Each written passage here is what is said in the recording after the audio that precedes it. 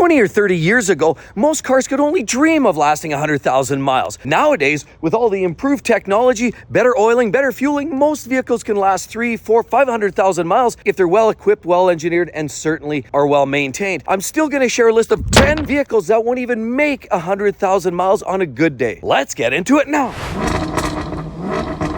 Life's too short to drive boring cars.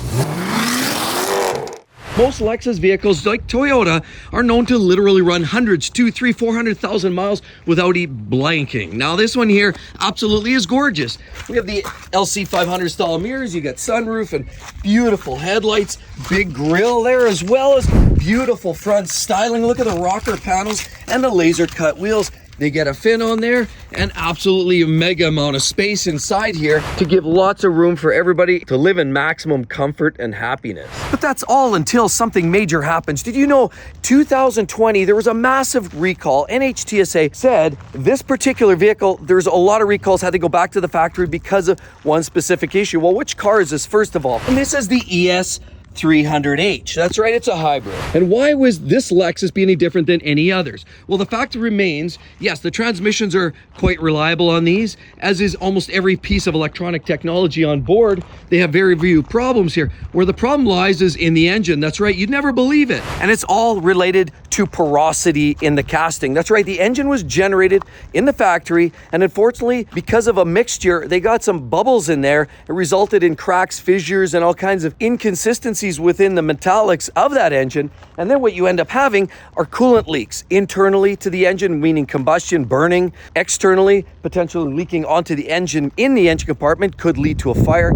Just a catastrophic failure waiting to happen. There was several dozens of people that actually had validated engines, probably going to need a full replacement, but thousands that likely would need a full inspection and definitely a verification to make sure that everything's in order. So it's specific to the 2020, and it pains me to say that because go with an ES 350 and that thing will go 400,000 miles. And the next one in line clearly will not last 100,000 miles is this unit right behind me here. But the reality is a lot of these actual BMWs, as you can see right here, also equipped with the same engine, and it's that engine is the common denominator why these vehicles will not last over 100,000 miles. Now this particular vehicle is a 2015 and actually sitting here with about 65,000 miles on the clock. I wouldn't expect it to go much further than that just because there are a whole host of issues, and let's dive into it. This is a very attractive vehicle, and that's why people get rooked and sucked into buying these. A lot of times these are the perfect lease candidate. Yes, in other words, if you get in, drive it for 3 years, boof, then get out, you're golden. But a lot of times it's the third and fourth owners that dive into these and end up paying the piper dearly. Yeah, you've got the beautiful angel eye headlights and beautiful BMW wheels. Look, rocker panel flares out nicely. And of course, look, color keyed. You've got LED taillights. And yeah, it's a BMW X5. That's right. Yeah, they have these beautiful exhaust tips right down here. But there's a few reasons why this won't last very long. Number one, a lot of these X5s have a self-leveling suspension. In other words, airbags in here. Those airbags, they blow out, the vehicle sags down, and next thing you know, you're having to spend 2-3 grand at the dealer. Secondly, right in there, there's also an air compressor that operates those air ride suspension. It's underneath that seat, but on the passenger side, that compressor, when it fails, that's hundreds of dollars as well to fix. No cheap part. And the problem is they're only good for 2 or 3 years, and then you find you come out one morning and that vehicle's sitting on its rump, and you'll notice this space right here is no longer there, and the vehicle's lost its elevation. And a lot of times that's what's going on there. There's a lot of technology that's buried in these as well, and electronics and modules that can also fail and have. And I mean, just look inside with all the tech in there, you would anticipate some failures along the way. This is an xDrive 50i. And what does the 50i mean? That's all about the engine and the drivetrain. You get a 35i, that means a turbo 6. You can get the 40i, which is a new turbo 6. You can get all kinds of different variations. When you see that 50i, that means it has the twin turbo V8 hot V. So what's going on? Why is that engine so bad? Well, things have gotten better in recent years. And so I want to cut BMW a bit of a break because the newer engines, B48 and B58s, that's a turbo 4 and 6s, are getting a lot more reliable. But this outgoing N63 of older generations, pre-facelift engines, the TU engines, clearly lots of problems. And a lot of these engines just won't last because of the type of problems. Yes, BMW took care of some of the monitoring of oil consumption, but unfortunately it wasn't enough. And a lot of times these engines were gone, toast, for a variety of reasons. You've got a hot V, so that hot V sits there and broils because those turbos sit in that V. So those turbos emit so much hot, scalding exhaust temperatures that it actually starts melting all the plastics, wiring harnesses around the area. It actually starts to melt down the head. So in the heads, you have your valves and you have the valve guide seals, which hold that in place. Well, those seals start to leak. They're meant to hold back oil. So what ends up happening, they melt down, and with all that heat, eventually starts puking oil into the combustion chamber, and lo and behold, you have this thing blowing oil out the backside more than you could even care to admit. So that's one problem. It also has been known for premature battery draw to the point where you have to get it recoded, reprogrammed, and people get tired of that. Oil in these vehicles, 15 to 20 bucks an actual liter, means that people get tired of doing oil services. They might be inclined to extend them out, and then that becomes more of a conversation about maintenance, but it can lead to premature failure. We also can't forget right there, when you get this rattling garbage can sound, that is your timing chain rattling in there, because yes, timing chain ramps and skipping of timing chains is a potential issue that we've heard of on many of these vehicles, and actually that will lead for sure to piston and valve connection, ultimately leading to this demise of that engine. So while it's an amazing performance machine, and it doesn't do bad on fuel either, given the level of performance, the sad reality is there's way too many problems with it. And yes, it's getting better as generation on generation, but the problem in reality on these older generation V8 twin turbo 4.4 liter engines is you can't get away from it. It's gonna burn oil. It's gonna potentially risk popping a chain and valve guide seals and all kinds of other goodness. It's just not worth the hassle. Unfortunately, that 50i also could relate to vehicles X5, X6. You might see it in other vehicles as well, like the 5 Series, 6 Series, 7. I mean, you name it. Every vehicle of the larger scale above the 3 Series could potentially carry that engine if it's a 5.0 or a 50, and that's definitely not one that's going to last over 100,000 miles. And the next one on the list that is actually guaranteed it won't make 100,000 miles, and it's from the same manufacturer as this. Now, this is a Jaguar F-Type, and the F-Type's spectacular. Now, it isn't without its faults, but it has seen some revisions which made it slightly more reliable than some of the other outgoing, more long-standing models. For example, right there, what are we looking at here? Well, clearly it's a Jaguar as well. And yeah, there's so many nice touches. You've got yellow calipers and all kinds of chrome decals. And of course you have the big glass on top. Look at this absolutely amazing, stunning looking vehicle all the way around. And I personally say this model has always been one of my favorite looking Jaguars. If you're into the big sedan, this is clearly the car. Obviously, you also have these big exhaust tips right down there and a big kitty, of course. And what really stands out are these taillights. I think that looks absolutely spectacular. But what about the rest? Well, look down the sides. Well, look at the fitment, the panel fitment. Everybody talks about Tesla. Look at that. How about the headlights? Very basic and boring, as well as the front grille looks pretty standard. It looks like an XF, and the XE clearly has the family resemblances. But what's the problem with these cars? Well, other than fit and finish and some glitches and infotainment problems and electronics, which is pretty typical for a lot of these vehicles, and now I know it's owned now by Tata Motors, and clearly it's gone through Ford's hands as well as the Brits directly, but this unfortunately has seen its share of issues. The selector lever for your automatic transmission, sometimes it gets jammed up, stuck down, and you can't actually operate it. And that's kind of going to be a problem if you're trying to get zooming away.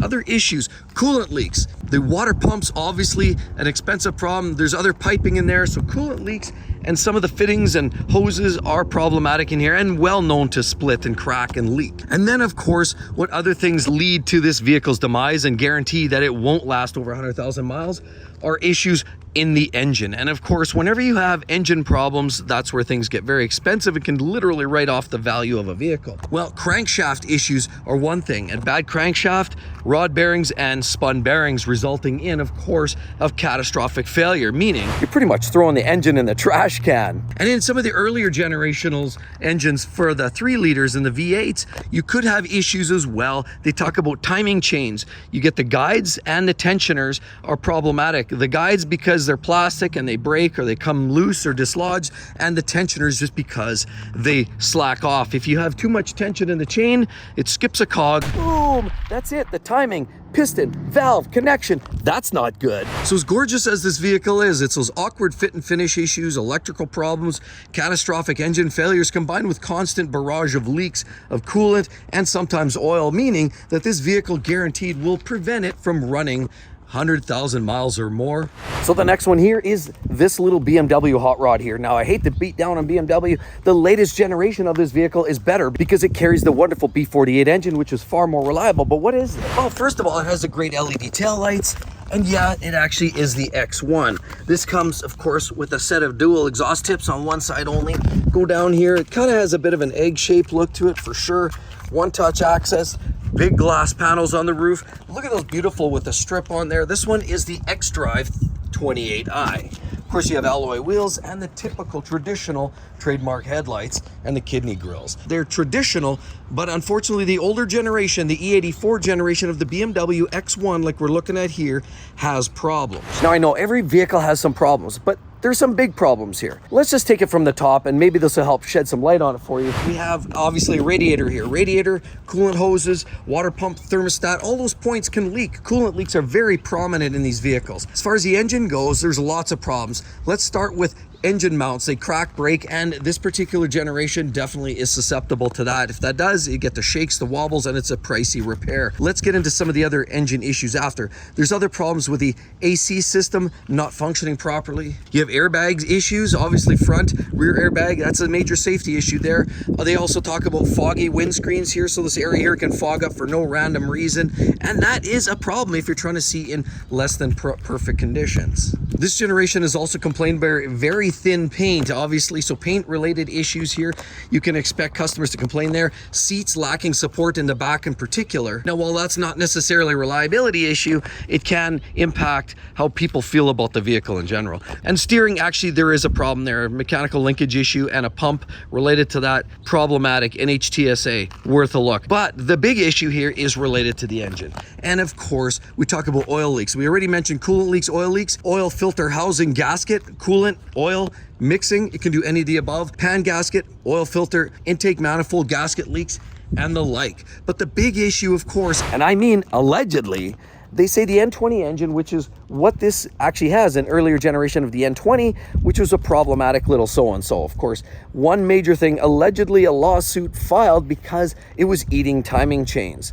Now, granted, if you didn't have the timing chain issue, it was a great little engine. It purred along nice, had great economy and good pep. However, there was way too many people that were impacted by timing chains failing because of the ramps. So the ramps that guide the chain along would crumble and then the chain would get slack. And then of course, like some of the other BMWs, you actually have piston and valve clearance, smackdown 2023, and then it was done. And then all the mouth breathers just get all excited and in a tear and end up having to ditch this car for something different. Sadly, lots of engine issues, coolant, oil, you name it, electrics, the like. The X1, simple and effective, but if you want to have one, go with something a little bit newer. Another one that likely won't last over 100,000 miles, just there's simply too many problems. If you've actually looked and seen the recent history of Nissan, they've had so many issues, they've had to go and retract a lot of their transmissions because they actually, in fact, use those CVTs, that's right, continuously variable elastic band style transmissions. Well, they're not literally elastic bands, but like many of the Nissan products, they struggle when they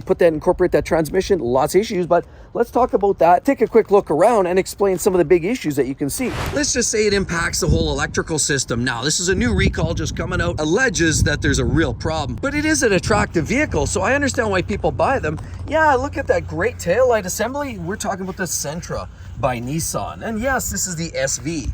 SV, is that the same like the Lamborghini Aventador or Super Veloce? Probably not. But anyway, you got this great little splitter down here, and of course, look at the flares. It does sort of look like the Nissan Altimas. And the interior isn't actually all that bad either. Looks well stapled together, although a lot of materials are more rubbery and plastic rather than actual quality materials. But everything's there and it suits. Of course, no sunroof on top, and you have a basic set of mirrors and laser cut wheels. But look, you definitely have this great unique looking design. Pretty standard for Nissan right there. And I love that blacked out look, that dark logo. And it does have a very nice presence. So that's why people are buying them. But unfortunately, friends don't let friends drive Nissans. But anyway, let's get into that and I'll explain what the deal is with these. The CVT transmission is known historically for almost every Nissan on the smaller scale vehicles to actually blow out. When under load or not load, sometimes they start to smoke, heat up. They're actually a series of pulleys as well as steel bands, and they're wound around and they change based on the engine RPM and deliver the output to the wheels, in this case the front wheels. But unfortunately, a lot of those CVTs tend to overheat, cook, then they fault out, stall out, and then if you ever have to replace them, and often in Nissan's typical space, you many times do have to replace them, and to the tune of $3,000–4,000. And then on top of it, we've got other issues. This big recall that I spoke of right there, rain now apparently alleges that you can get water down in here, and then water works its way down in the cowling in heavy rain, and then that rain somehow snakes its way down into the footwell. Well, what's down in the footwell of most vehicles? That's right, it's the fuse box. And if the fuse box gets wet, it leads to corrosion, high impedance connections, and there's sometimes heating, cooking, burning, worst case scenario, and sometimes stuff just stops working. As well, you can expect in some cases there's been a small amount of owners complain about engine faults and the engine just tunes down and then you're dead in the water. Infotainment system issues, as well as headlight problems right here. Yeah, they burn out, blow a fuse, and possibly cause a premature battery drain. Yes, that's right, battery drain, where all of a sudden everything's charged, ready to go one day, and you come out the next day and it's dead, flat, and you need to recharge. Airbags have been a problem, as well as the front collision avoidance system. Tie rods also seem to be quite fragile on these vehicles, and you can end up seeing yourself knocking, banging down the road. You hit a little bit of rough road like this, and all of a sudden the car's clunk, clunk, clunk, clunk, and you're banging along. And while that's not necessarily a reliability issue that's going to send the car to the dumpster, constant repairs because fragile suspension systems just mean more money out of the pocket and more inclination to get that vehicle kicked to the curb. Nissan Sentra, maybe skip that one because I don't think that one's going to last over 100,000 miles. And the next junky vehicle that won't even make it close to 100,000 miles, it won't even try, as a matter of fact, it's just too far gone, is this trash bin of a vehicle. What are we looking at here? Well, clearly, as you can see, it has the amazing oval of despair. And of course, you have these little headlights. Look, oh, how cute. Laser cut type rims and a big fancy mirror. Oh, look at bedbug infested mattress on top. There you go. And of course, you have glass on top to allow light in there while you sit roadside waiting for the tow truck to show up. Of course, there you have, and we're looking at an EcoSport right there. Lots of plastic shrapnel on the bottom to protect from all the gravel. It basically looks like a mini dumpster on wheels, you know, like the janitors roll around in big commercial buildings to fill up with construction scraps and materials. That's basically what this vehicle looks like. And how about the back? Well, look, it's kind of awkward and vertical. Yes, this is, again, as I say, EcoSport. Don't even try to tow anything with it, because this beautiful SES and the four-wheel drive version do in fact have a double clutch transmission, DCT power shift transmission, which leads me to the first conversation. And the DCT is a brutal one. In some of the earlier generations, they were known to go boom, shudder, judder, delay, surging, not working at all, not going in gear, just failing and deciding, hey, I'm good. Well, what do you think a new transmission's gonna cost you? $6,000, $7,000, $8,000? I don't know, it depends what country you're in, but it's gonna cost you a lot of money, and that's one of the key areas. Lots of other problems like ABS issues, and sometimes that ABS issue is related to the transmission. Sometimes you get leaks like that, and other times you just get outright failure to run. We got a couple other problems. Exhaust system right there, sometimes that's been known to crack and the pipe is gone. As well, we can't forget about the infamous tailgate not opening. That is another problem. As well, these vehicles are known for relatively poor fuel economy, which is absurd given the size of this thing. And then those seats are also a problem in this dirtbag wagon. It's absolutely horrific. Can't also forget the timing belt. Yes, these have a timing belt. This is a 1-liter 3-cylinder engine making about 1.5 horsepower. Just kidding. 2.5. And a timing belt, just like with some of those timing chain issues on those other cars, it's flexible, it's fluid, it has teeth, and if essentially it could stretch and snap. And if it snaps, then basically piston and valve collide, resulting in a boom. Now, unfortunately, there's one more really big problem with this, and this is probably the biggest issue of all, and it's related to the oil pump. Well, the oil pump is what feeds oil to the engine internals and keeps everything running smoothly and operating nicely. Have you ever tried running a car without oil? How long do you think you're gonna go? Kilometer, 5 kilometers? Really not very long, and then the engine's toast, and then it's throwaway. Well, that's what happens here. here because the oil pump is actually run off of a belt, which sadly most cars are driven off a gear. Gears are strong, robust, they rarely break, they don't snap off, they just work. So Ford has to go use a belt for the oil pump, and of course they break, and then you lose all your oil pressure, and then the engine is essentially garbage. Now, yeah, there's a TSB, and there's lots of talk at the dealer levels to get these fixed like properly, but the bottom line is between catastrophic engine failures, transmission problems, electrics that are bum, and the fact that it's just not going to last in any way, shape, or form means this vehicle is a far cry from making it 100,000 miles. Next one on the list that's guaranteed won't make 100,000 miles. I've personally owned one of these. I know people who have owned these as well. And clearly, if you know anything about the early generation Porsche Boxsters, then you'll know where the weak points reside. Of course, anything up to and including 2004 means that the struggles are real. That car will not make 100,000 miles no matter what you do for it. And there's a couple key reasons. And it's not even just about the quality control. Because unfortunately, when Porsche developed this car initially, they sort of cheaped out in the interior. And there's a lot of hard plastics, a lot of shiny plastics, a lot of low-grade interior feel in there in general. And unfortunately, that also includes the early generation of 996 Porsches as well. And that just the reality is that transition, they ended up creating a car that had a lot of cost-cutting parts thrown at it. Unfortunately, new technology, water cooling, a lot of things that Porsche wasn't doing up to that point meant that the challenges were real. But this early generation, up to and including year 2004, meant that you had a high likeliness of having major catastrophic engine failures. Yes, that's where the issue resides. Yeah, you can get an automatic or a manual, and those are pretty robust, but it's all in the engine. And these are the kind of cars that if they run well, they run amazing, and they're a lot of fun to drive. I love driving that as well, but it's what's inside that counts. Now, it's a mid-engine, so the engine just sits in front of the rear wheels there, and it's that engine that's a problem. The earlier generation, 2.7 liter, 3.2 liter in the S, and of course, those engines had what they call the intermediate shaft bearing issue. That intermediate shaft was a set of shafts and whatnot. It went through a set of bearings, tied all your timing gear together, and essentially was just another interface. And unfortunately, in previous generations, or in the turbos or GT3 cars, they had better engines. They had a different style configuration. Split case Metzger engines were much more reliable. These actually had an intermediate shaft bearing issue. And if you had that problem, and the problem was you couldn't predict it. Some cars had a failure at 10,000 miles. Some cars had a failure at 60,000 miles. The reality is you never really knew. Now, I understand a lot of owners are going to complain and say, hey, that only happens in about 4% of the cars on the road. 4%'s a lot. You make 1 million cars, you do the math on that. That's a lot of unfortunate, very unhappy customers. But that's what's been happening with the intermediate shaft as well. Sometimes you get cylinder scoring. There's other problems. There's a lot of other nickel and dime sensor issues, or a lot of the sensors to get at are very problematic, very difficult, and time consuming. Parts aren't cheap on this as it's a Porsche, even though a lot of the interior parts are clearly ripped off from the Volkswagen bin. The fact remains, this car would be a struggle to make 100,000 miles. And here's the next vehicle on the list that won't last 100,000 miles. Why do you think it's at the service entrance? Because it got towed in, it couldn't make it. Yeah, look, it's got a single tailpipe. Obviously, this is the A5 by Audi. And of course, you've got the LED lights. It's kind of cute and fresh. Aftermarket wheels. Of course, it's a coupe. You've got the one-touch accent in and kind of a cutesy interior. But it does have the lots of glass on top and great little sight lines all the way around. And look, Audi and their infamous headlights, and of course the big rings of despair right there as you see the big mouth just chewing away to grab all your money. This car is a lot of fun when it's new, but trust me, there are problems. And these cars don't last that long. Why? What's the A4s, the A5s, the Q5s of this generation, say the 09s, 010s, in 11s, in that range, have lots of problems. Coolant leaks, water pumps, integrated intake manifold problems.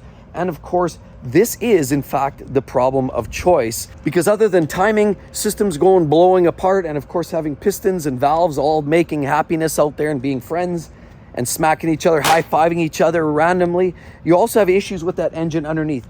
So a lot of these had excess oil consumption, sludging, and of course Fuel injectors, O2 sensors, yeah, that's all a big thing. But the big thing was the engine. Heavy oil consumption got worse and worse.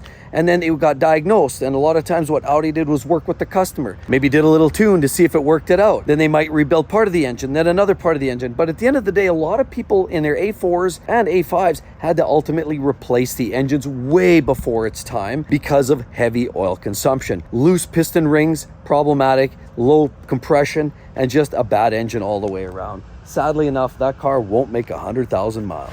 And this is what it all starts to look like after you have to tear the front end off. And right there is the vehicle in question. Sure, they look great when they're all bolted together and people get sucked in. It's a cute, fresh, feisty little SUV, and what we're looking is a Kia.